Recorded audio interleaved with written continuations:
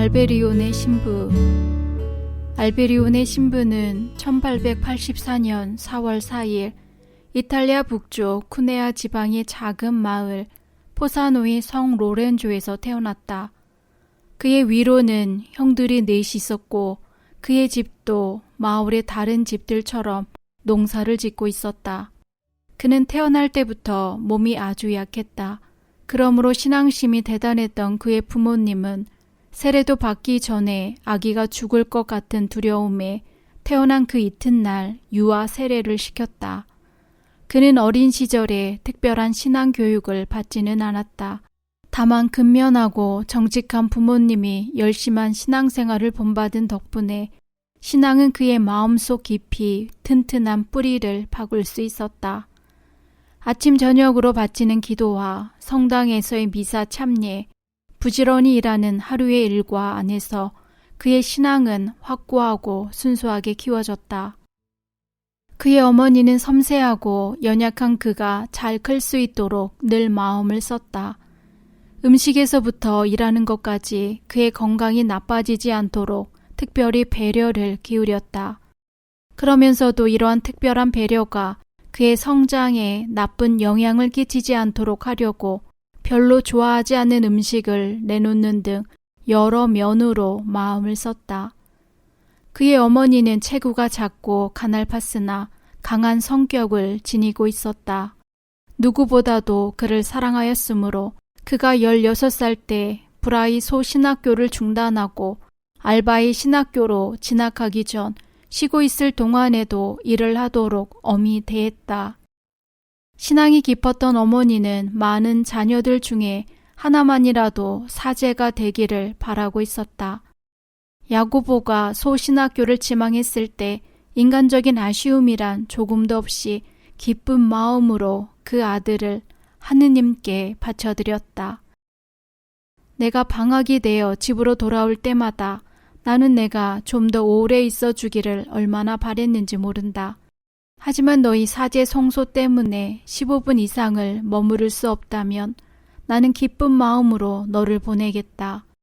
자신의 심정을 솔직히 드러내어 말하는 어머니이다. 알베리오 신부는 어머니가 돌아가신 다음 이렇게 기록했다. 어머니는 기도와 인내 그리고 자녀들을 잘 키워야 한다는 이 세 가지밖에 모르는 보잘것없는 농부의 아내였습니다. 6살 초등학교 1학년 때였다. 그는 담임 선생님이었던 여선생 로시나 카르도나를 무척 따랐다. 어느 날 선생님은 80명이나 되는 학생들을 둘러보며 장래 희망이 무엇인지를 물어보았다. 철없는 개구장이들은 온갖 기발한 희망을 다 내놓았다. 그러나 신부가 되겠다고 말을 한 것은 야고보 혼자였다. 학생들도 선생님도 모두 놀라서 야고보를 바라보았다. 야고보는 훨씬 후에 그때의 기억을 더듬으며 이렇게 말했다. 그것이 내가 신부가 되겠다고 생각한 최초의 순간이었다. 그때는 어떤 뚜렷한 신념보다는 그 생각이 내 어린 마음에 어렴풋이 떠올랐기 때문에 말한 것뿐이다. 그날부터 학우들이나 형제들은 나를 꼬마 신부라고 부르기 시작했다. 대개는 놀리느라고, 때로는 내게 의무감을 일깨워주기 위해서. 어떻든 그 결과는 좋았다. 나는 그때부터 나의 공부, 기도, 행동, 심지어 노는 것까지도 신부가 되기 위해서라는 목표를 향하도록 했다. 가족들도 이런 나의 장래 희망을 기뻐해 주었다. 또한 이 뚜렷한 목표는 많은 곤란을 극복하는 데 원동력이 되어 주었고 그때마다 주님께서 나의 이 결심을 더욱 굳게 해주신다는 것을 느꼈다. 야고보는 어린 시절부터 하느님께 관한 것이면 무엇이든지 열심히 했다. 이러한 열심은 다른 친구들보다 훨씬 빠른 8살에 첫 영성체를 할 수 있는 은혜를 받게 했다. 야고보를 기특히 여긴 본당 신부가 그 시대의 관습을 깨뜨리고 특전을 베풀었기 때문이다. 야고보는 가난한 사람에 대한 동정심이 많았다. 가까운 동네에 가난한 사람들뿐 아니라 아프리카나 아시아의 불행한 어린이들, 특히 하느님을 모르는 어린이들이 많다는 이야기를 듣고 난 후부터는 이들을 위해 기도하면서 적은 용돈이지만 저축하기 시작했다. 그리고 선교사들의 전기를 열심히 읽었다. 이때부터 그의 어린 마음 안에는 일생을 모두 바칠 뜨거운 선교열이 불타오르기 시작한 것이다. 그 당시 넉넉한 생활을 할 수 없었던 농촌에서 자녀를 신학교에 보낸다는 것은 쉬운 일이 아니었다. 그러나 아버지는 용단을 내려 야고보를 브라이 소신학교에 입학시켰다. 4년 동안 난간을 이겨내면서 열심히 공부했다. 1900년 10월 야고보는 그의 작은 아버지인 대부의 경제적인 도움으로 알바의 신학교에 입학하였다. 알바 신학교는 그의 생애의 터전을 닦아준 요람이었다. 그는 여기서 그의 삶에 큰 빛을 던져줄 영적 지도자 프란시스코 키에사 신부를 만났다. 알바의 주교자 성당 주임 신부로서 신학교 영적 지도를 맡았던 키에사 신부는 뛰어난 인물이었다. 야고보는 망설임 없이 그를 사제의 모범으로 삼아 자신의 모든 것을 내맡기고 그의 지도를 따랐다. 키에사 신부도 야고보의 비범함을 보았다. 알바 신학교 입학은 그의 사제 성소를 한층 더 굳혀주었고 그의 딸은 놀라운 진보를 가져다 주었다.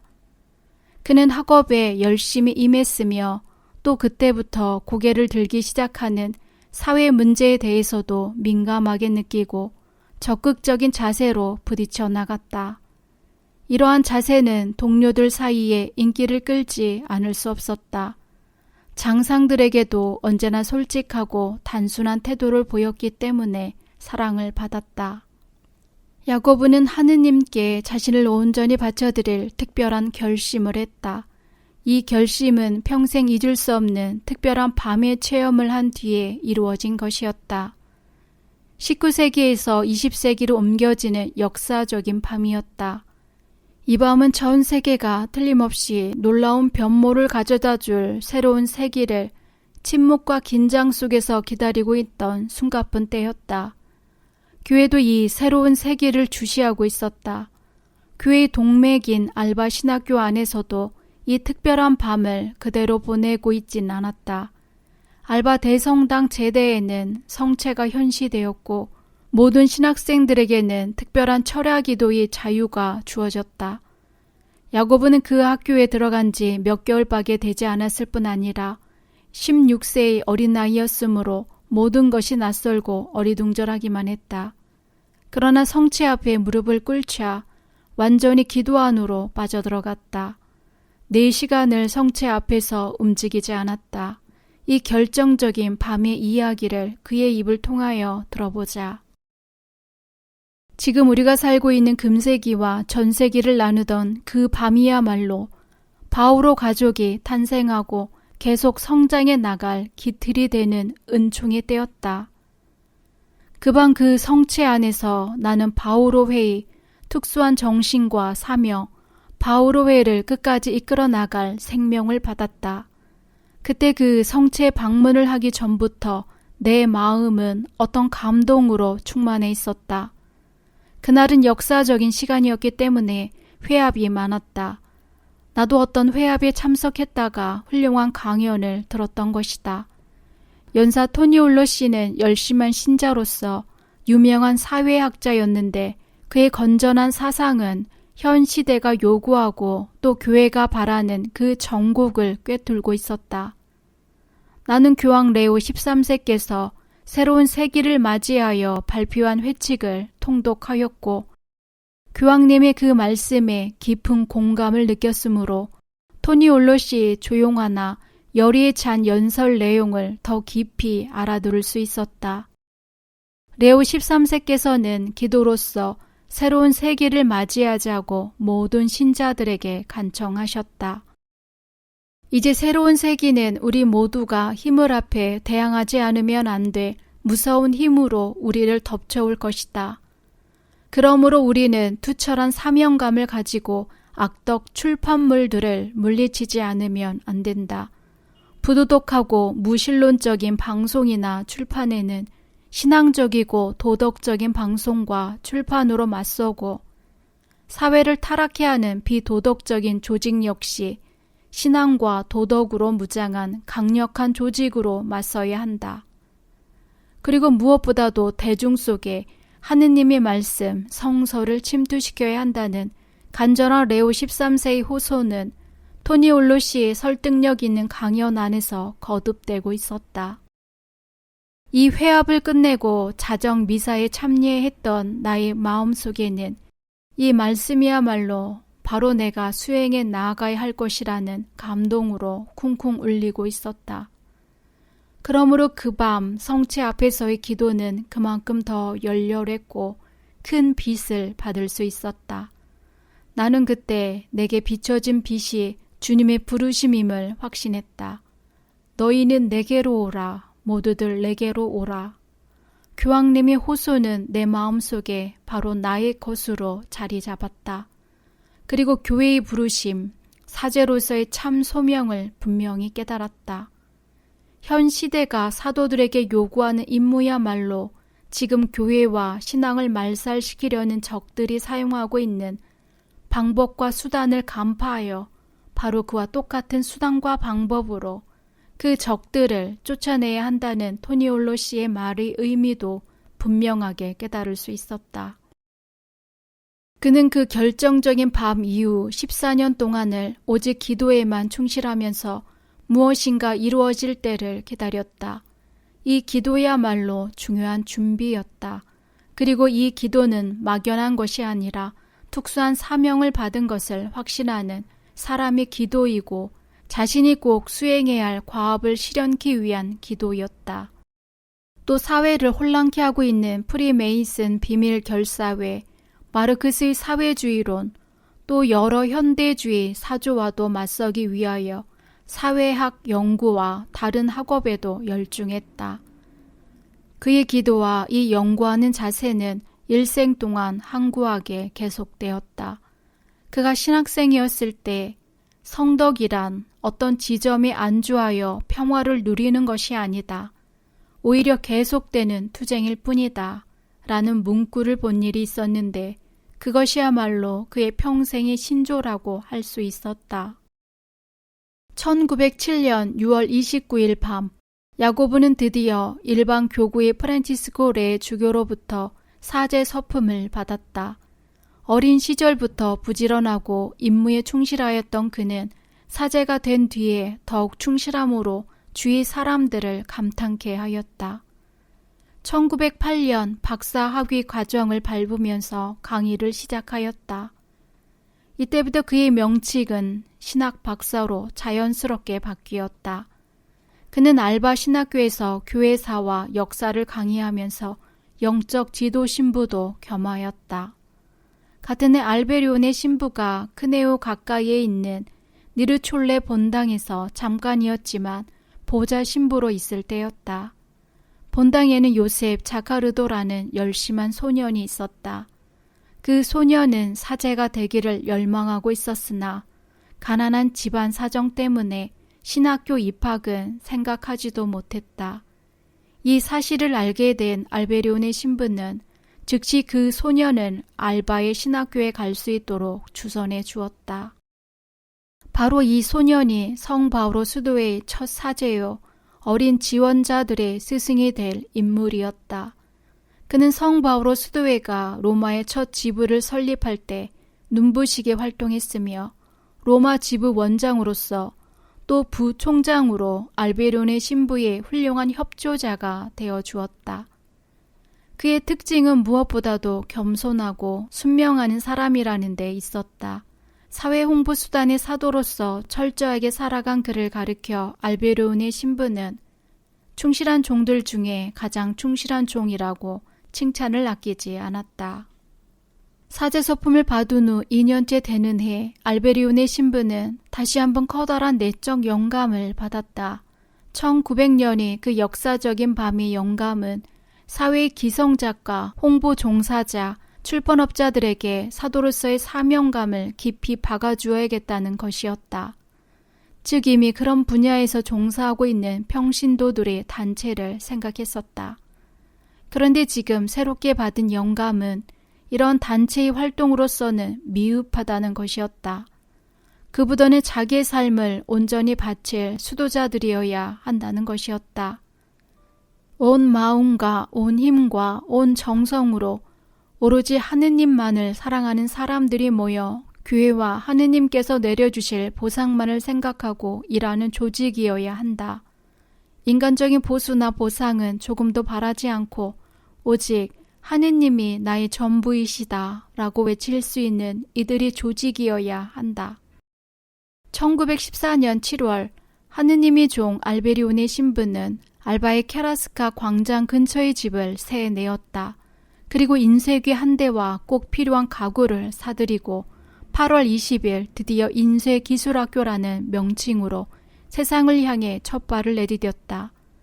그때는 바로 세계 1차 대전이 터진 지 얼마 안 되어 숨가쁜 고비를 넘어가는 난관의 절정기였고 8월 20일은 성 베르나르도의 축일이었지만 교황 비오 10세가 서거하신 슬픔의 날이기도 했다. 그러나 불굴의 의지는 바로 이 날을 택하여 성 바오로 수도회가 자라날 작은 씨앗 중에서 제일 작은 겨자씨를 뿌린 것이다. 학생 수는 모두 22이었다. 거기에 2명의 선생과 인쇄 기술자 4명이 이 학교를 이끌어 나갈 총 인원이었다. 알베리온의 신부는 신중하게 절대 서두르는 일 없이 놀라운 인내로 수도의 기반을 닦아 나갔다. 그는 우선 이 사도적 활동을 같은 정신으로 도와줄 협력자를 양성해야 할 필요성을 느끼고 서서히 준비했다. 그리고 회원들은 이미 준비된 인재를 택할 것이 아니라 돈보스코 성인의 방법대로 어린 소년들을 처음부터 사도로 양성시키는 방법을 택했다.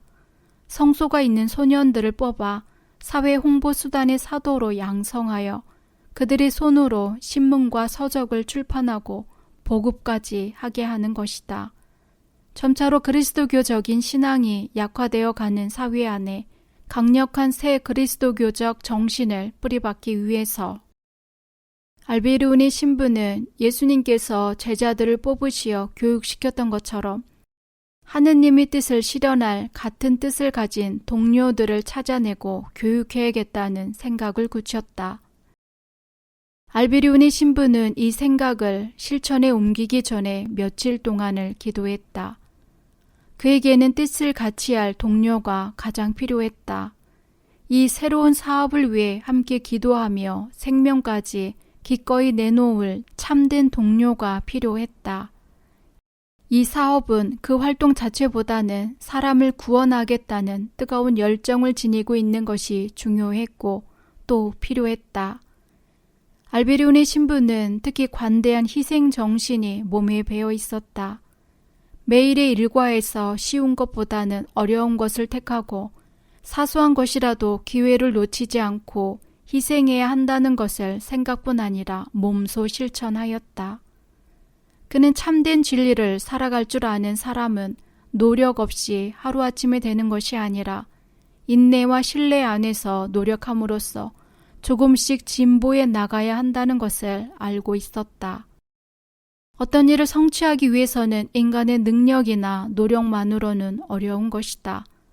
더욱이 하느님의 일을 성취해야 할 때에는 뜻을 함께하는 이들의 일치된 기도가 앞서야 한다.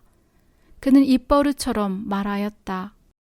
어떤 작은 일이라도 성공적으로 활기 있게 해나가기 위해서는 먼저 기도하고 희생할 줄 아는 사람들을 모을 수 있어야 한다. 인쇄기술학교가 시작된 지 3년이 되는 1917년 복되신 동정 마리아의 원죄 없으신 잉태 대축일에 큰 경사가 있었다. 기술을 배우던 학생 중 4명이 하느님께 완전히 자신을 봉헌할 것을 서약하는 수도 서원을 한 것이다. 성 바오로 수도의 창립자 알베리온의 신부는 그들의 서원을 받아들이는 식전에서 이렇게 말했다. 지금 이 자리에는 4사람만 있지만 또 한 사람이 바로 이 시각 노바라에서 우리와 똑같은 의향으로 하느님께 서약을 바라고 있습니다. 그는 군 복무 중이기 때문에 오늘 이 자리에 참석하지 못한 것입니다. 오늘은 우리에게 실로 역사적인 날입니다. 단 4사람뿐이지만 숫자는 별 문제가 되지 않습니다. 예수회와 같은 대수도원도 창설 당시 몽마르트에서 행한 첫 서원식에서 4사람이 서원을 했었습니다. 사실 이 적은 수의 회원은 전 세계로 퍼져나갈 큰 무리를 이루게 되었다. 그 다음 해인 1918년 알베리온의 신부에게도 징집 영장이 발부되었다. 그는 수단을 벗고 사복 한 벌을 빌어 입고 신체 검사장에 갔으나 안도의 미소를 띠면서 돌아왔다. 그의 군 복무가 면제되었던 것이다. 그의 성탄절 밤이었다. 날로 과열로 불이 나 인쇄기술학교와 기계를 모두 태우는 변을 당하고 말았다. 돈으로 따지자면 타버린 재산은 별것 아니었지만 알베리온의 신부에게는 전 재산을 몽땅 잃어버린 치명적인 것이었다. 그의 사업을 이해해주는 이가 적었으므로 쉽사리 누구에게 도움을 청할 수도 없었다. 게다가 건강까지 좋지 못했던 그는 복구 작업에 나섰다가 2번씩이나 졸두를 하고 무릎을 다치는 등 어려움이 많았으나 굴하지 않았다. 그는 오히려 이렇게 말했다. 소재를 한번 범하는 것보다 이런 재난을 당하는 것이 더 낫다. 사실 이런 재난은 인간의 눈으로 볼 때 그동안 쌓아오던 공든탑이 하룻밤 사이에 무너져 버렸다고 볼 수밖에 없다. 하지만 하느님을 믿는 사람에게는 가장 큰 불행이란 죄뿐이다. 외적 재난이란 오히려 은총인 것이다. 하느님께만 완전히 신뢰하고 맡기는 기회가 되기 때문이다. 알베리온의 신부는 시련이 닥쳤을 때 신뢰를 갖고 기다려야 한다는 것을 알고 있었다. 초창기 시절은 가난과 고통의 연속이었다. 사업에 대한 전망은 어둡고 누구 하나 동조해주는 이도 없었다. 회의와 실망을 느낀다고 고백해오는 회원들에게 알베리온의 신부는 이런 대답을 해주었다. 사람들이 10이라는 숫자를 아무 생각 없이 받아들입니다. 그러나 10이 될 때까지는 하나에서 9가지의 숫자가 있어야 하는 과정이 필요합니다. 여러분은 여러분들이 하고 있는 작은 일 한 가지 한 가지를 새롭게 보고 그 가치를 발견해야 합니다. 그의 인내와 신뢰가 얼마나 확실하고 또 지혜로운 것인가를 잘 보여주는 일이다. 성 바오로 가족 수도회가 현재는 이렇게 작고 초라하지만 멀지 않아 전 세계를 향해 발전하리라고 굳게 믿으면서 모든 것을 하느님께 완전히 맡겼던 초창기 시절을 그는 잊지 않았다. 자카르도 신부는 그와 함께 사는 동안 끊임없이 들어오던 말을 이렇게 기록했다. 하느님의 사업은 금전이 아니다. 기도와 하느님께 대한 신뢰로 시작해야 한다.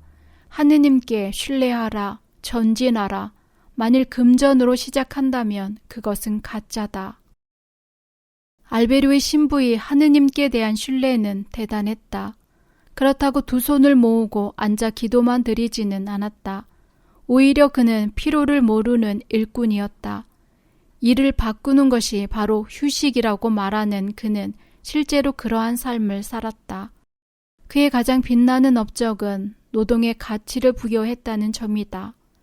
그는 노동을 이렇게 정의했다. 노동은 정신적인 것이든 육체적인 것이든 전심전력으로 해야 하며 청빈을 지키는 수도자에게는 더욱 그러해야 한다. 수도자에게 노동이란 빵을 얻기 위해 의무적인 것이고 사회적인 면으로도 중대한 의무이다. 노동은 겸손과 건강을 얻기 위해서 또 게으름과 분심, 잡념을 없애고 그리스도를 모방하기 위한 기묘한 수단이다. 노동을 이렇게 가치롭게 생각하는 그는 일을 하지 않고 시간을 낭비함이 바로 죄라고 보았다. 그는 수도의 회람지에서 다음과 같이 말했다. 출판에 종사하는 사도들에게는 여러 가지 노동을 해야 할 기회가 많을 것이다. 그러나 어떤 장소에서 어떤 일을 하든 간에 그 모든 것은 자신의 성덕의 진보와 하느님의 영광과 사람들의 평화를 위해 임하지하는 것이다. 밭일을 하게 되든지 기계 수리를 하게 되든지 마찬가지다. 목공소나 토목일, 구두수선, 부엌일, 운전기사, 기계공, 전기공, 간호원, 건축기사, 주조공, 연판공, 인쇄공, 교정원, 편집자, 저술가, 사서 등 이 모두는 하느님의 영광과 사람의 평화를 위해 필요한 일들이다. 우리에게 필요 없는 것, 우리가 해서는 안 되는 것이 무엇인가? 그것은 죄뿐이다. 출판에 종사하면서 하게 되는 모든 일은 다 좋은 것이다. 성 바오로 수도회가 현재 하고 있는 일은 아주 광범위하다. 그는 수도회 내에서 불미스러운 사건이 생기면 식사를 못할 정도로 괴로워했다. 그는 너무 예민하여 정신적인 고통은 곧 육체적인 고통으로 나타났다. 그것도 큰 사건이 아니라 순명하지 못하는 태도를 본다든지 하면 그는 금세 육체적인 아픔까지 느꼈다. 그를 괴롭힌 것은 심한 노동이나 경제적인 곤란이 아니라 죄였다. 그는 언제나 앞장서서 일했으며 다른 이들에게 힘을 북돋아 주곤 했다. 그가 건강하고 힘이 많아서가 아니었다. 그는 1923년부터 1924년 사이에 건강이 극히 악화되어 생명의 위험까지 느낀 일이 있었다. 의사들은 폐결핵 진단을 내리며 길게 잡아도 1년 6개월을 지탱하기가 어려울 것이라고 단언했다. 그러나 그는 기적적으로 완쾌되었던 것이다. 바오로 성인께서 나를 살려주셨다. 이렇게 확신 있게 말하는 그는 자신의 삶의 순간순간을 더욱 귀중히 여겼다. 오직 하느님만을 위해 남은 시간을 사용해야 한다는 강한 책임감을 느끼며 그는 자신의 모든 것을 완전히 써버리도록 했다. 불안해질 때 기도로 극복했다. 육체적인 고통을 인내하며 시간을 낭비하는 일 없이 고행과 노동에 힘썼다.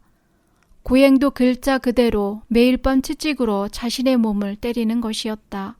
방을 정리하는 수녀는 옷장 속에 감추어 놓은 채찍이 번번이 그의 베개 밑에 있는 것을 보았다고 했다. 어깨에 심한 통증으로 고생을 하면서도 그는 기도 드릴 때 무릎 꿇는 습관을 바꾸지 않았다. 일주일의 하루는 아침 미사가 끝나면 자기 방에 들어가 온종일 기도를 드리곤 했다. 어떤 때는 그 기도가 며칠씩 계속되는 때도 있었다. 그러면서도 그는 피곤함을 내색하거나 축 늘어진 모습을 보이는 일이 없었다. 그에게는 언제나 활기와 생기가 넘쳤다. 알베리온의 신부는 새벽 3시 30분에 일어나 저녁 9시에 자러 가는 일과표를 정확하게 지켰다. 일찍 자고 일찍 일어나는 것이 그의 생활 신조였다. 남에게도 그렇게 가르쳤고 자신도 어김없이 실천하였다.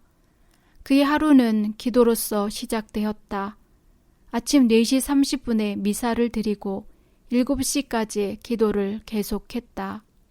기도가 끝나면 우편물 중에 편지들을 읽고 환자 방문, 또 여러 가지 사무 처리를 했다. 매일 이런 일을 해나가면서 기분이 좋지 않거나 귀찮을 때도 있을 수 있겠지만 그는 전화를 통해서든지 혹은 직접 대화를 나누든지 간에 피곤이나 불쾌함을 나타내는 일은 없었다. 주의를 줄 경우도 있었지만 언제나 이해가 깊고 너그러우며 위안을 주는 아버지의 모습을 보여주었다. 그의 일이란 회원들에게 분명한 방향을 제시하고 한층 더 좋은 길로 이끌어주는 것이었다. 이런 때에도 그는 언제나 겸손하게 그리고 분명한 태도로 하였다. 초창기 한창 어려운 시절에는 손수 국수를 삶고 밥을 짓고 야채를 다듬는 부엌일까지 맡아 했다. 그분은 수프도 항상 마지막에 드시고 과일도 제일 나쁜 것을 집으셨습니다. 그분은 제일 마지막에 남은 찌꺼기를 잡수시는 것을 기뻐하셨습니다.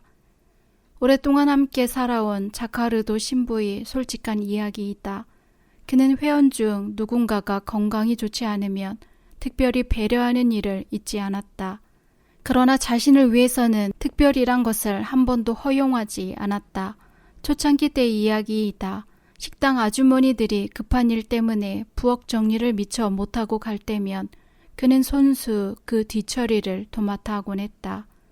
성 바오로 가족 수도에는 서서히 성장해 나갔다. 그는 이 대가족이 이상과 목표를 향해 끊임없이 전진해 나가도록 이끌어가기 위해서 바쁘게 움직였다. 계획을 세우고 하루에도 몇 시간씩 하게 되는 강론과 회원들과의 상담, 또 외부 사람들의 면회 요청, 지부 방문 등 그의 하루 일정은 정신없이 바빴다. 그러나 그를 만나는 사람들은 언제나 침착하고 온화한 그의 태도에서 그렇게 많은 일에 분주한 사람이라는 것을 느낄 수가 없었다. 그는 편지나 작은 축하 카드의 회답까지도 손수 써서 보냈다. 작은 일에 충성하고 섬세한 그에게는 진정 영웅적인 면모를 볼 수 있다. 그는 모든 일을 최대의 겸손과 순수한 지향으로 해나갔다. 특히 그는 온 힘을 쏟았던 사회 홍보 수단의 사도직은 하느님의 영광과 사람들의 구원을 위한다는 목표만을 바라보며 수행되었다. 개인의 명예나 다른 욕심은 조금도 없었다. 야심을 가진 사람이 열심한 수도자가 된다는 것은 불가능하다. 절대로 불가능하다. 그가 자주 하던 이야기이다. 그는 또한 행동주의자였다. 말보다는 행동이 앞서는 사람이었지만 자신의 본능의 충동에 따라 행동하는 일은 없었다. 모든 것을 하느님의 영광을 위하여 행동했다. 이러한 그에게 성공의 비결, 즉 모든 일이 좋은 성과를 내기 위해서는 성인이 되는 방법뿐이었다. 나는 우리 회원들이 성인이 되는 것을 바랄 뿐이다. 나에게 다른 소원이란 있을 수 없다. 모두가 성인이 되는 것뿐이다. 1919년 1월 25일 성 바오로 사도 개종 축일에 알베리온의 신부는 회원들에게 훈화를 했다. 이것을 자카르도 신부의 기록에서 인용해 본다. 우리는 자전거를 탈 때 다리에 얼마나 힘을 주느냐에 따라 1m만 아니라 10m까지도 단번에 달릴 수 있습니다. 성덕의 길도 이와 똑같습니다. 우리의 노력에 따라 한 걸음에서 10걸음까지 전진할 수 있습니다. 나는 여러분에게 연구 시간을 어떻게 증가시켜 가라고 가르친 바는 없습니다. 그러나 이 성덕의 길을 어떻게 달려야 우리가 바라는 대로 빠르게 도달할 수 있는지 그 방법을 배워야 할 것입니다. 여러분은 스스로 연구하고 노력하여 성덕에 도달하는 가장 빠른 길을 찾아내야 합니다. 한 번의 양심 성찰로 10걸음을 나아가야 하고 한 번 시험을 봄으로써 10번의 시험을 본 결과를 내야 하고 한 번 성체를 영함으로써 10번을 영한 만큼의 성덕에 진보가 있어야 합니다. 여러분 정신을 차리십시오. 귀를 기울이십시오. 잠에서 깨어나십시오. 마음을 좁게 가지지 마십시오. 순간순간의 노력이야말로 여러분들을 단번에 10걸음씩 진보하게 할 것입니다. 왜 이렇게 노력을 해야만 하는지 아십니까? 여러분이 한 발씩 내딛는 작은 노력에 하느님은 10걸음을 나아갈 은총을 주시기 때문입니다. 여러분들은 수도원 울타리 안에서만 살아야 하는 수도자들의 성덕보다 훨씬 더 높은 성덕에 도달해야 합니다. 여러분이 신학자라고 부르는 나는 정신 이상자일까요? 나는 정신 이상자는 아닙니다. 지금 나는 여러분의 영적 아버지로서 간곡히 말합니다.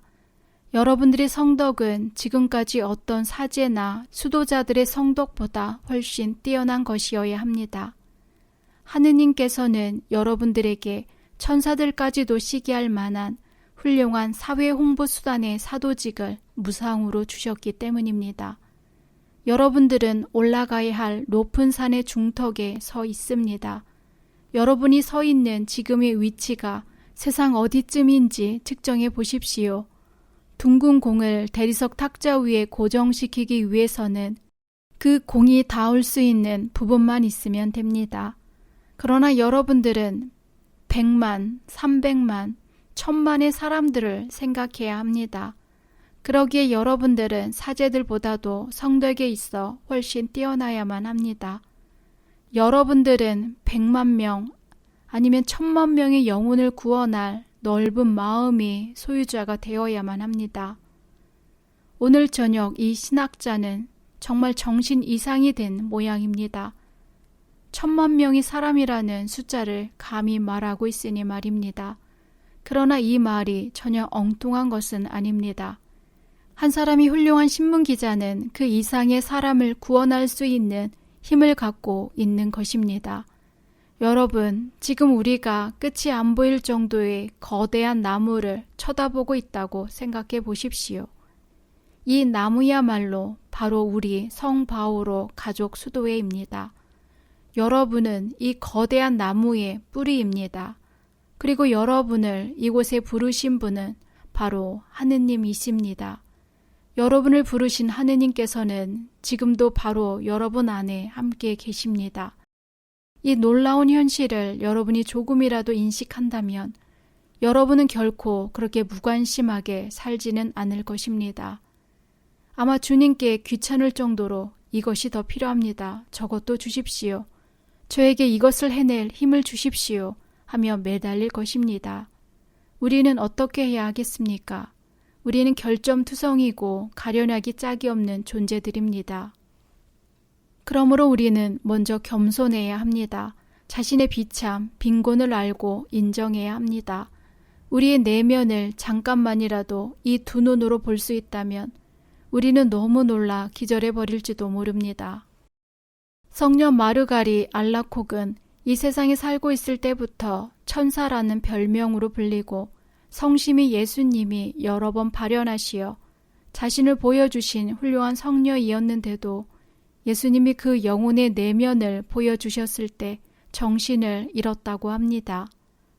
여러분, 우리는 얼마나 겸손해야 하는지요? 얼마나 진보해야 할 점이 많은지요? 성인이 되기 위해서는 우선 되고 싶다는 강한 의지와 용기, 관대함이 필요합니다. 이미 성인이 된 많은 이들이 여러분들에게 보여주었듯이 고통과 희생을 무릅쓰고 나갈 강한 의지가 필요합니다. 이것은 첫째 방법입니다. 둘째는 자신의 힘과 능력에 의존하지 말아야 한다는 것입니다.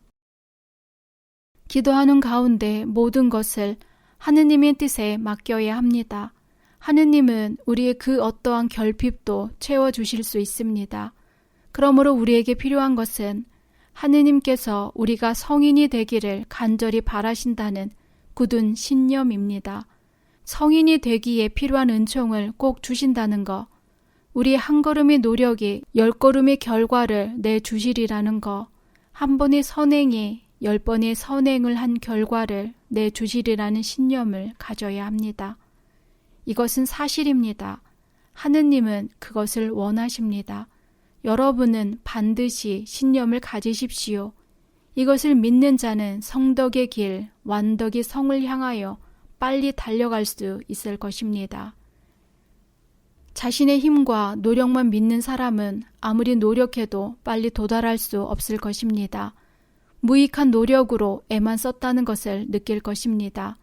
그러므로 우리는 인간적인 힘보다는 하느님의 은총을 구해야 합니다. 일을 할 때에도 힘들다는 생각보다는 하느님을 마음속에 두고 하느님의 영광을 위하여 일을 더 빨리, 더 잘하도록 할 것입니다. 학업에 있어서도 4배, 5배의 효과를 보도록 할 것이며 애덕의 실천과 남을 위한 희생에 있어서도 게으르지 말아야 합니다. 하느님은 우리에게 일용할 양식을 주실 것이라는 물질적인 것에 우리의 신앙이 머물러 있다면 너무나 비참합니다. 하느님도 이런 신앙을 질책하실 것입니다. 하느님의 나라가 먹고 마시는 것뿐이겠습니까? 우리의 성화를 위해 차원 높은 신앙이 필요합니다. 그런데 우리의 신앙은 너무나 낮은 단계에 머물러 있습니다. 여러분 가운데에는 산이라도 움직일 만한 참된 신앙을 가진 사람이 한 사람도 없습니다. 하느님은 여러분을 높은 성덕으로 부르셨습니다. 그리고 모든 것을 당신 안에서 당신이 원하시는 대로 하기를 바라십니다. 그 뚜렷한 증거는 우리 바오로회가 하느님의 섭리 안에서 살고 있다는 것입니다. 그러므로 우리 수도회가 하느님께 드리는 가장 큰 불경은 그분께 대한 신뢰의 부족입니다. 하느님은 당신이 원하는 것 모두를 여러분을 통해 실현하기를 원하고 계십니다.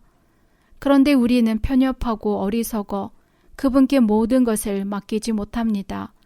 예수님은 결점이 무덤에 묻힌 우리를 부활시키실 분이며 성화의 길을 지켜주시는 생명이십니다.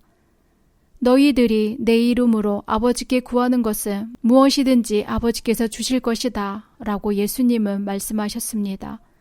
예수님의 이 말씀은 헛된 것이 아닙니다. 하느님은 우리 모두가 성인이 되기를 바라시고 또 성인이 되게 해달라는 우리의 청을 간절히 기다리고 계십니다. 제대 앞에 나아가 예수님께서 약속하신 바를 우리 안에 실현시켜 주시도록 기도드립시다. 그리고 나는 아직도 많은 결점을 갖고 있다는 것도 말씀드리십시오. 그런 결점이 있다는 것이 무슨 상관입니까? 예수님께 청하기만 하면 예수님은 모든 결점에서 즉시 해방시켜 주실 것입니다. 내게는 아직도 덕이 부족하기만 하다고 말씀드리십시오. 그것이 무슨 상관입니까? 예수님께 청하기만 하면 그러한 덕은 당장 주실 것입니다. 이런 신앙에 젖어들기 시작할 때 1년 후에는 완전히 변해 있는 우리 자신을 발견하게 될 것입니다.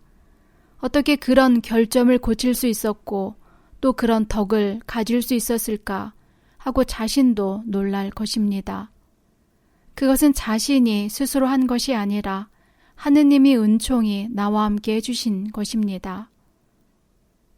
용기를 내십시오. 그리고 하느님이 우리를 부르시는 곳이 어떤 곳인지 잘 찾으십시오.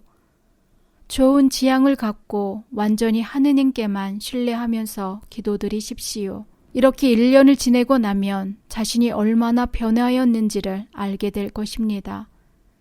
주님은 바오로 사도를 한순간에 완전히 바꿔 놓으셨습니다. 이 추기를 계기로 우리 자신도 완전히 바꿔 놓아야 할 것입니다. 그는 위대한 교육자였다. 수도의 초창기 때 그와 함께 살던 젊은이들은 공부와 작업을 병행해야 하는 특수한 환경에 놓여 있었다. 이 어려운 시기를 그 젊은이들이 훌륭하게 극복해 나갈 수 있도록 어떤 정신으로 이끌어 나갔는지 자카르토 신부의 기록을 통해서 들어보기로 한다. 알베리운의 신부는 특별한 기도의 정신으로 그들을 인도해 나갔다. 우리는 4시간 공부했을 때 8시간 공부한 효과를 얻어야 한다. 이것은 주님과의 단순하고 명확한 약속을 통해서 얻을 수 있다. 즉 우리는 주님께 이렇게 기도드리자. 주님, 나는 배워야 할 것이 많으나 공부할 시간은 넉넉지 못합니다. 조판도 해야 하고 인쇄기도 돌려야 합니다. 그러나 당신이 원하시는 시간까지 당신이 원하시는 범위 내에서 하겠습니다. 제게 지혜를 내려주십시오. 신뢰심 안에서 드리는 명백한 약속. 예수님의 사도들은 무식하였다. 그러나 성령의 은혜를 받은 사도들은 놀랄 정도로 바뀌어져 온 인류를 밝히는 지혜로운 빛이 되었다. 사도시대처럼 성령이 우리에게 불의 혀 모양으로 내리지는 않을 것이다. 그러나 우리가 좀 더 이해가 빠르고 잘 받아들일 수 있도록 도와주신다는 것은 분명하다. 그러므로 혹시 다른 이들이 3시간을 공부해도 잘 이해하지 못하고 또 배운 대로 실천하지 않는다 하더라도 우리는 그것을 1시간으로 다 배우도록 하고 또 배운 것을 완전히 실천할 수 있도록 해야 한다. 굳은 신념을 가져라. 우리는 은총을 피부로 느끼게 될 것이다. 이러한 신앙이 우리 성 바오로 수도의 기본 정신이다. 우리는 정신도 새로운 것처럼 방법도 새롭게 하여 사도직을 실천해야 한다. 이 신앙을 갖지 못할 때 성 바오로 수도의 회원으로 살기가 어려워질 뿐 아니라 비난까지 받게 될 것이다. 바오로 사도는 하느님을 위해 일했으므로 먹을 권리가 있다고 하였다. 우리도 마찬가지로 하느님을 위해 일했으므로 하느님께서 우리의 생활까지도 책임져 주실 것이다. 단지 생활만 아니라 마음과 정신도 지혜로 채워주시리라 믿어야 한다. 공부 시간이 너무 적다고 불평하는 이들에게는 나는 이렇게 대답해주고 싶다. 하느님이 은총이 우리와 함께 있습니다.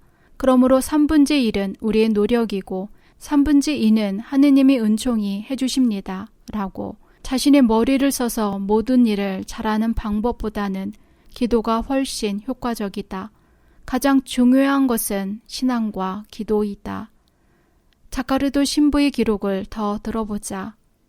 어제 저녁 알베리온의 신부는 주님과 계약을 맺기 위해 우리 모두를 모이게 했다.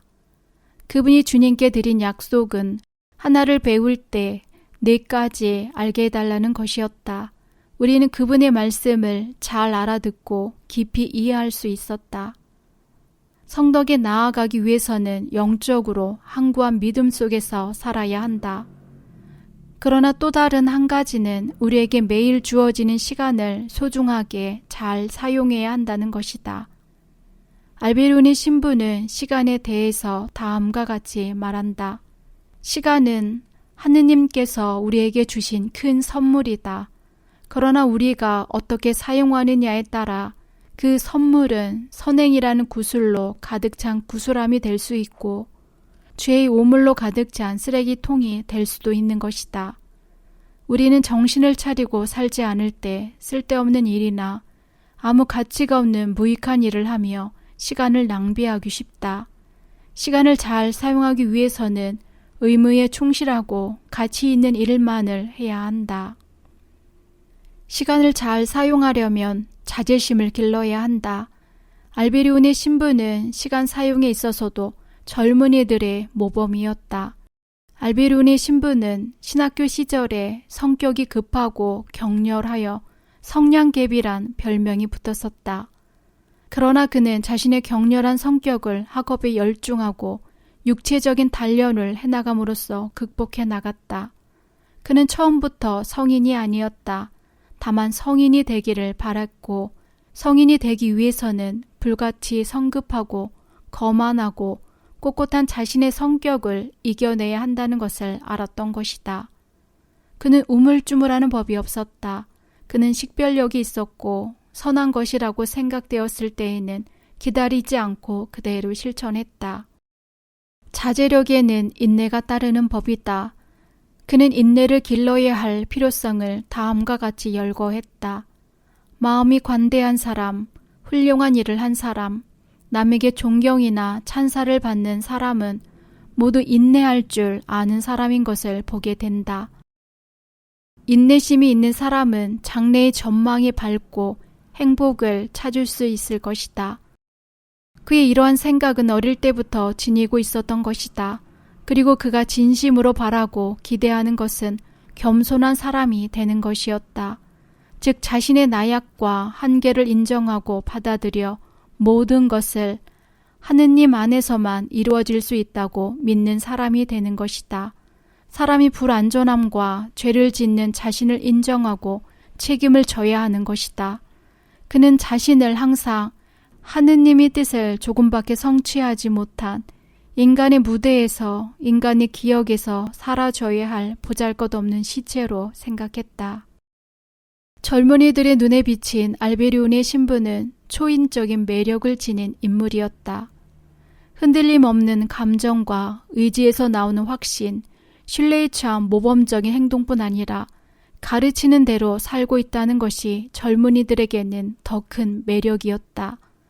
그는 교육자였기 때문에 젊은이들에게 필요한 것이 무엇이고 또 그들의 자질을 발견하여 키워주기 위해서 어떻게 해야 하는지를 잘 알았다. 그는 젊은이들에게 우선 삶의 본질과 삶의 방향의 열쇠가 될 목적이 무엇인지 분명히 제시해 주었다.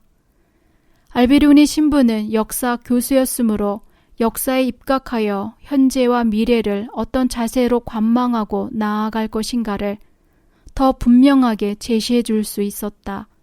특히 젊은이들이 의무에 충실할 것을 가르치고 격려했다. 젊은 회원들은 사회 홍보수단의 사도직에 대한 이해 부족으로 그를 괴롭힐 때가 많았다. 그때마다 그는 인내롭게 그들의 부족한 점을 일깨워주면서 바른 길로 이끌어 나갔다. 그러나 의무에 충실하지 못한 사람에 대해서는 용서가 없었다. 그의 제자인 회원들에게 바라는 것은 오직 한 가지, 성인이 되는 것이었다. 자유롭고 균형에 잡혀있는 성숙한 자세로 하느님과 형제들과 친밀한 사랑을 나누며 봉사할 줄 아는 성인이 되도록 가르쳤으며 성인이 되기 위해서는 강해야 한다고 언제나 강조해 왔다. 그는 회원들에게 가끔 실제적인 희생을 할 기회를 갖게 했다. 그러나 희생을 요구할 때에도 자유롭게 행하도록 유도했으므로 그들은 관대한 마음으로 기쁘게 따랐다. 여러분들에게 선물을 드리고 싶습니다. 내일은 5시가 아니라 4시 30분에 일어나서 아침 기도를 바치는 것이 바로 내 선물입니다. 꽉 짜여진 매일의 일과로 피곤한 젊은이들에게는 30분 일찍 일어나는 것이 큰 희생이었지만 기쁘게 따랐다. 그들은 알베리온의 신부를 두려워하면서도 사랑하였다. 그가 그들에게 무엇을 원하는지 분명히 알 때에는 즐겁게 조건 없이 순명할 줄 알았다. 그들은 자유로움 속에서 그들이 무엇을 해야 하는지를 잘 알고 있었기 때문이다. 그들은 이러한 가운데 아름다운 공동체를 이루며 끊임없이 걸어 나갔다. 그들의 생활은 엄격한 편이었다. 그러므로 이런 생활을 계속해 나간다면 실증이 나고 흥미를 잃게 되지 않을까 하는 우려도 생긴다. 그러나 전혀 그렇지 않았다. 초창기 때에도 그랬고 대가족으로 자란 후에도 회원들은 성소에 충실하며 기쁨에 넘쳐 있었다. 알베리온의 신부의 메모에는 자주 격려하라, 하느님께 바친 삶의 기쁨을 누리도록 이라는 문구가 적혀 있었다. 이것은 창립자 자신의 마음 안에 충만해 있던 평화와 열정과 기쁨이 그의 제자들에게 그대로 옮겨졌음을 보여준다. 알베리온의 신부는 결코 뛰어난 외모의 사람이 못 된다. 바싹 마르고 가냘프며 왜소한 체구이지만 그 강한 정신력에서부터 우러나오는 힘이 느껴지는 사람이다. 그는 실로 이 세상에서 위대한 사업을 실현시킨 보기 드문 위인 중에 한 사람이다. 그의 놀라운 활동력과 뛰어난 창의력은 천부적인 자질이었지만 될 수 있는 대로 이 모든 것을 숨기고 싶어 했다. 명예나 금전, 자신의 사도직, 생명까지도 하느님의 뜻이라면 아낌없이 내던져 버릴 완전한 내적 자유는 그의 성덕을 더욱 위대하게 해주었다. 그는 자신이 하는 모든 일이 하느님의 것임을 잘 알고 있었다. 하느님의 뜻을 거역하는 것, 자신의 부족한 생각으로 하느님께 빠른 대답을 못 드려 하느님의 사업에 방해될까봐 그는 늘 두려워하였다. 그러므로 어떤 일이든지 기도로서 시작했다. 성체 앞에서 침묵과 고요의 긴 대화를 나누고 나서는 결단력 있게 일을 해나갔다. 자, 빨리 이것을 합시다. 알베리온의 신부는 철저하고 현실적인 사람이었다. 알베리온의 신부는 다른 사람들도 실천적이도록 인도해 주었다. 그리고 자신의 주장이 강하였지만 주위 사람들에게 항상 기도를 청하고 그들의 의견을 듣고 바르다고 생각될 때에는 그대로 따르는 겸손도 잃지 않았다. 그는 역사를 공부할 때도 특히 의지가 강한 영웅들을 좋아했는데 자신도 그렇게 되도록 노력하여 강인한 의지의 사람이 된 것이다. 그가 빼놓지 않는 것은 어떤 일 앞에서나 하느님의 뜻을 확인하는 것이었다. 그리고 확인이 될 때 지체 없이 실천에 옮겼다. 실천에 옮긴다고 해서 신중성을 잃은 일은 없었다. 실천은 빠르지만 결정하기까지는 숙고의 시간을 충분히 가졌다. 조심성 있고 신중한 사람은 모든 것을 잘하기 위하여 반성하고 기도드리면서 하느님께 그리고 타인에게 의견을 묻는다. 실천해야 할 것을 잘 검토하며 깊이 생각한 다음에 행동으로 옮긴다. 어떤 일 앞에서나 하느님의 뜻이라는 것이 확신할 때에는 인간적인 체면이나 형식들은 무시해버렸다. 혹시 불평 같은 것이 들려와도 조용히 대답하곤 했다. 더 중대한 것을 위해서 이렇게 해야 한다. 알베리온의 신부는 위대한 야망가였으며 이 야망을 서서히 실제적으로 일으켜 나가는 강한 의지의 사람이었다. 그러나 그는 넓은 안목으로 먼 장래를 내다보고 일을 하였으므로 헛된 사상가라는 비웃음도 많이 받았다. 성 바오로 가족 수도회를 위해서 알바에 새로운 건물을 신축할 때에도 쓸데없이 너무 크기만 한 집이라는 오해를 받았다. 그러나 그의 예상은 적중했다. 놀랄 정도로 회원수가 늘어가는 성 바오로 가족 수도회에게는 그 큰 집이야말로 꼭 필요한 것이었다. 그는 꼭 그렇게 큰일만을 한 것은 아니었다. 경제적인 곤란이 가장 컸던 그는 이 난관을 극복하기 위한 온갖 노력을 다했다. 집을 지을 때에도 벽돌을 직접 만들어 사용했으며 열심히 하다 보니 오히려 벽돌이 남아 시중에 내다 팔 정도가 되었다. 수도원 안에 채소밭을 만들고 과일 나무도 심어 자가 공급할 수 있도록 했다. 수녀들은 손수 밀가루를 빻아서 빵을 구웠고 소와 돼지를 길러 육류를 충당했다. 뿐만 아니라 제지 공장도 세웠다. 누가 알베리온의 신부를 이루지 못할 꿈만 꾸는 이상주의자라고 할 수 있을까?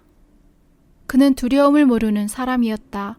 이런 일이 있었다. 바로 알바에 새 건물을 짓고 있을 때였는데 워낙 큰 공사이다 보니 벽돌값 1만 리라를 제때 지불하지 못하였다.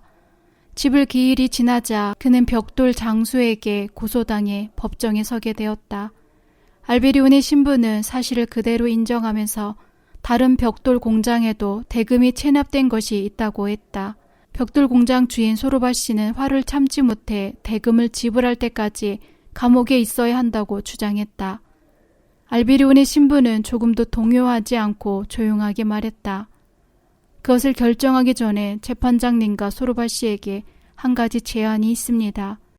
지금 제가 데리고 있는 학생 전원이 귀 공장에 가서 벽돌 굽는 일을 1만 리라어치 해드리는 것은 어떻습니까? 이 제안이 마음에 드시지 않는다면 원하시는 대로 감옥으로 기꺼이 가겠습니다. 사실 저는 지금 휴식이 필요합니다. 감옥이야말로 일에 지칠 대로 지친 저에게는 가장 편한 휴식처가 될 것 같습니다. 내 학생들은 자비로우신 하느님께서 잘 돌봐주시겠지요. 원래 선량한 소르바 씨는 알베리온의 신부의 단순하고 겸손한 태도에 금방 감동해버렸다. 소르바 씨는 그 즉시 벽돌 값을 받지 않겠다고 선언했다. 알베리온의 신부는 그의 관대한 처사에 감사했으나 밥을 굽는 한이 있어도 그 채무는 다 갚겠노라고 단호하게 말했다. 소르바 씨가 펄쩍 뛰었다. 제발 그만두십시오, 신학자님. 당신은 지금도 뼈와 가죽만 남아서 마치 옷걸이에 옷을 걸쳐놓은 형상인데 어서 돌아가십시오. 오늘 이 시간부터 벽돌 얘기는 그만합시다. 알베리온의 신부는 이상주의자였다. 그러나 현실적인 이상주의자였다. 그는 훌륭한 사업을 계획대로 모두 이루어 나갔다. 그는 단순하고 용기 있고 강직한 사람이었기 때문이다. 정말 영웅적이라고 할 수밖에 없는 놀라운 신덕과 망덕을 지니고 있는 사람이었다. 1920년이 되자 알바의 큰 건물이 완성되어 1914년부터 살아오던 작고 초라한 집을 떠날 수 있게 되었다. 이제는 새로운 성소자들도 마음 놓고 받아들일 수 있게 되었다. 하느님의 뜻은 인간의 힘으로는 도저히 해결할 수 없는 공경 안에서 이루어져 놀라운 성공을 가져다 준다. 이런 하느님의 뜻을 수없이 체험해온 알베리온의 신부는 이렇게 말했다. 절박한 사태에 부딪힌 적이 한두 번이 아니다. 꼭 해결해야 하는데 해결될 희망이라곤 조금도 없어 절망에 빠지지 않을 수 없었다.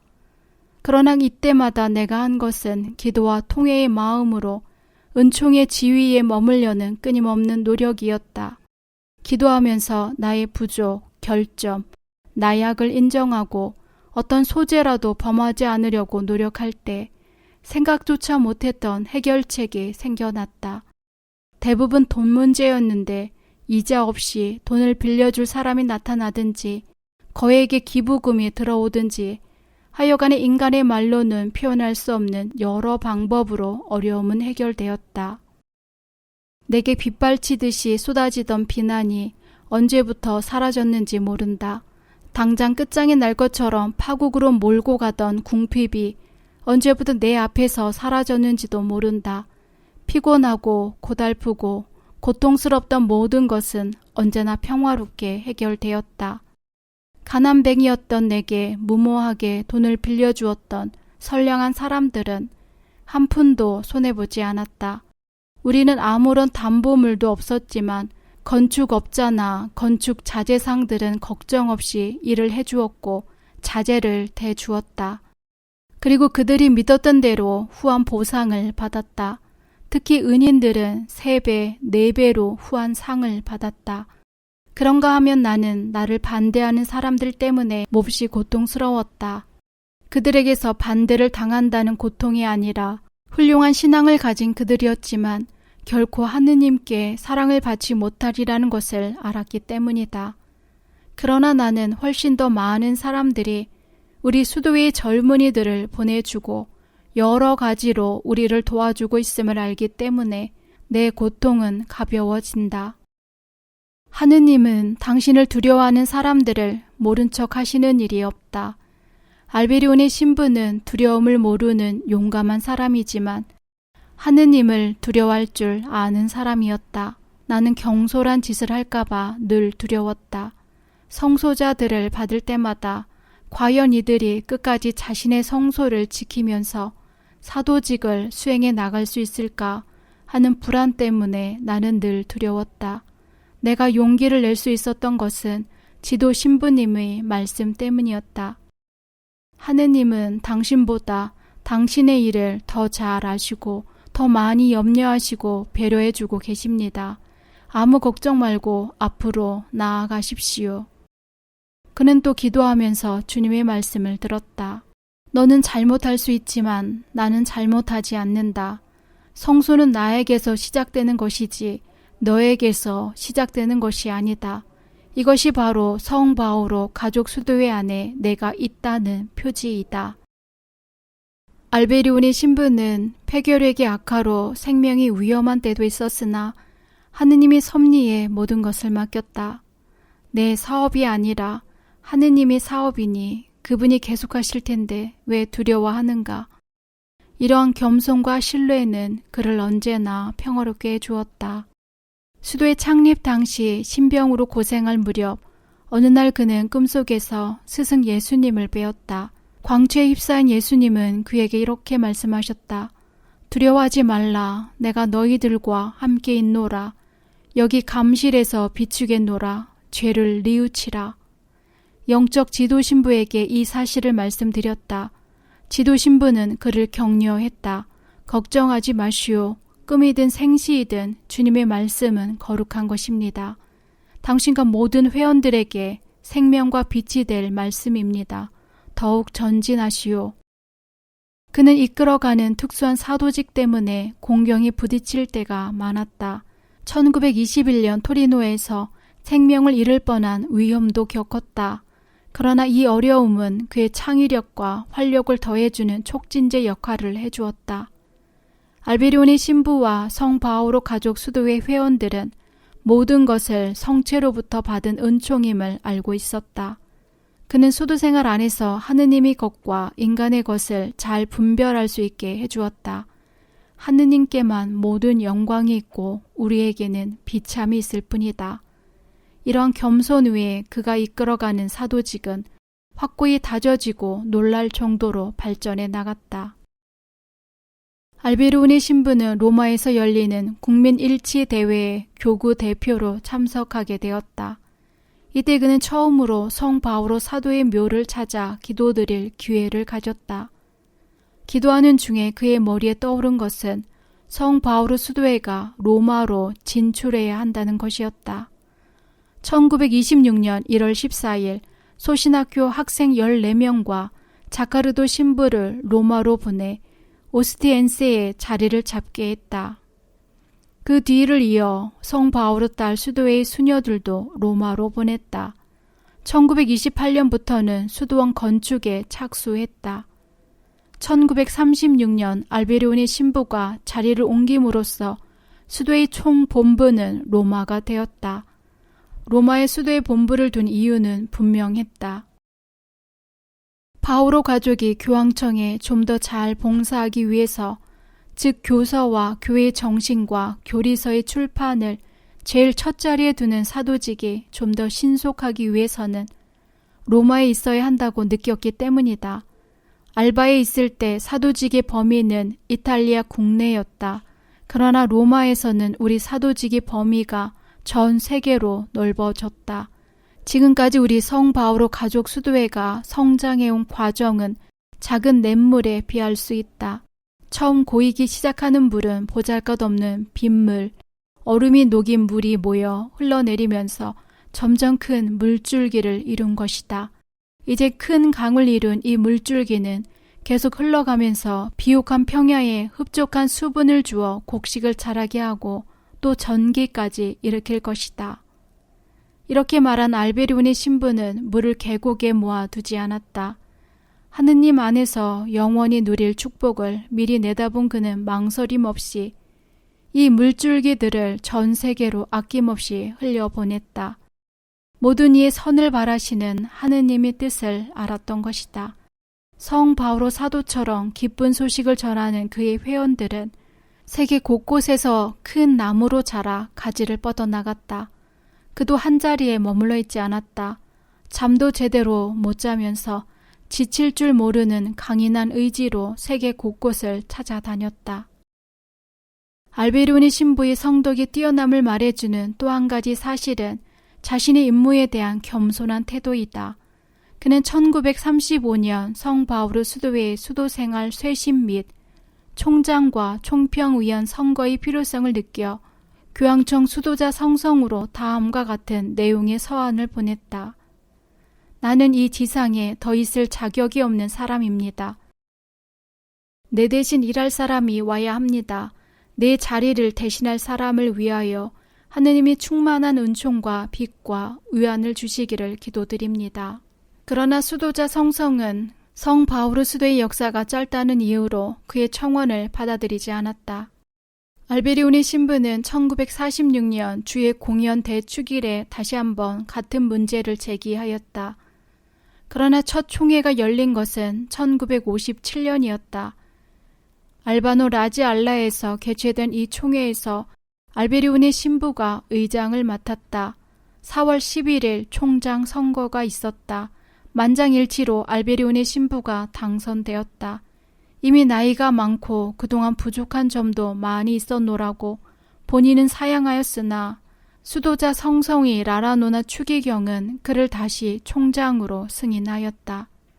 1969년 4월 24일 2차 총회가 열렸다. 회원들을 위한 피정의 집인 스승 예수의 집에서 총회가 열렸다. 8월 5일 다시 있었던 총선거에서 총평의원들은 알베리온의 신부에게 종신 총장의 명예직을 드렸다. 그러나 이미 노령이었으므로 실무를 맡아볼 총장 선거를 실시했다. 알베리온의 신부는 70세 때에도 놀라운 활력과 정열을 지니고 있었다.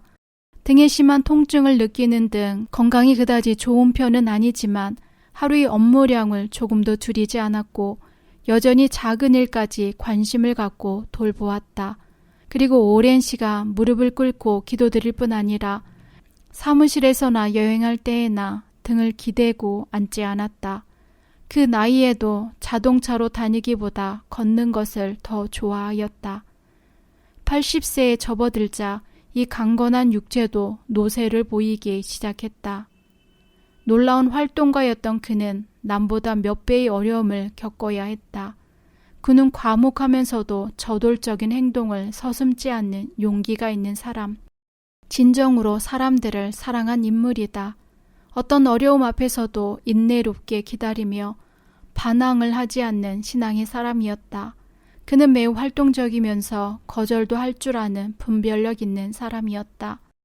그는 사는 동안 가장 많이 강조한 것은 기도였다. 그는 기도를 무릎으로 일한다 라고 표현했다. 그는 일하면서도 기도했다. 그에게 기도는 가장 중요한 일과였다. 돌아가시기 얼마 전까지도 무릎을 꿇고 거의 20시간을 기도드리는 날도 있었다. 모든 것을 완전히 하느님께만 드리기 위하여 육체적인 심한 고통 중에서도 그는 기도를 드렸다. 병상에 누운 채 심한 죽음의 고통에 시달리면서도 조금만 정신이 맑아지면 나는 일을 해야 한다. 나는 기도를 드려야 한다. 라는 말을 되풀이했다. 아직도 우리 성 바오로 가족 수도회에서 필요한 것은 기도다. 아니 어느 때보다도 더욱 기도가 필요하다. 라는 생각이 머릿속에 깊이 박혀 있었기 때문이다. 새벽에 일어나 미사로서 하루를 시작하여 하루의 일과를 끝내면서 그의 마음을 사로잡고 있는 걱정과 바람은 기도드립시다. 함께 기도드립시다. 뿐이었다. 특히 좋지 않은 소식이 들려오거나 자신의 건강이 악화되면 더욱 기도를 강조하였다. 나는 여러분들을 위해서 기도드립니다. 여러분도 나를 위해 기도해 주십시오. 나이가 많아지자 혼자 있는 시간이 많아졌으나 그는 그것을 오히려 은총의 기회라고 기뻐했다. 사람들이 나를 멀리할 때 나는 하느님과 만나 자유를 즐길 수 있다. 이렇게 고독을 즐기면서도 방문객들에게는 한결같이 친절하게 대해 주었다. 그는 기쁘게 전진하십시오 라는 말과 함께 강복도 꼭 해주셨는데 근육이 굳어가고 있던 그에게는 손을 움직이는 것이 큰 고통이었지만 조금도 드러내지 않았다. 시력이 나빠져 책을 못 보게 되자 그는 로사리오 기도에만 몰두했다. 그는 끊임없이 로사리오 기도를 드림으로써 성모님께로부터 특별한 사랑과 격려를 받으셨을 것이다. 알베리온의 신부는 폐렴과 신장염으로 세상을 떠났다. 1971년 11월 24일부터 26일까지 3일 동안 병상에 누워있던 그에게는 오직 두 가지 생각뿐이었다. 천국에 간다는 것과 다른 이들을 위해 기꺼이 죽음의 고통을 당한다는 지향이었다. 모든 일을 위하여 기도합시다. 그는 마지막으로 모든 힘을 다하여 사랑하는 회원들에게 강복을 주었다. 알베리온의 신부의 마지막 말은 이러했다. 성부여, 나의 임종대의 고통과 죽음을 세상 끝날까지 있을 나의 제자들을 위하여 바칩니다. 알베리온의 신부의 유해는 로마 비에 알렉산드로 세베로 사도의 모후 지하 성당에 안치되어 영적 자녀들의 존경과 사랑을 받고 있다. 그의 성덕을 흠모하는 많은 일반 방문객들도 끊이지 않고 있다. 바오로 수도회 본부에는 세계 각지에서 그의 전구로 은혜를 받았다는 보고서와 그분께 기도를 청해달라는 서신들이 많이 들어오고 있다. 사실 알베리온의 신부의 생존 시에 천국에 가서도 나는 좋은 바오로 회원이 되고 싶다. 천국에서 나는 여러분들이 가장 친근한 형제가 될 것이다. 라는 말씀으로 그는 자신의 굳은 신념을 보여주었다.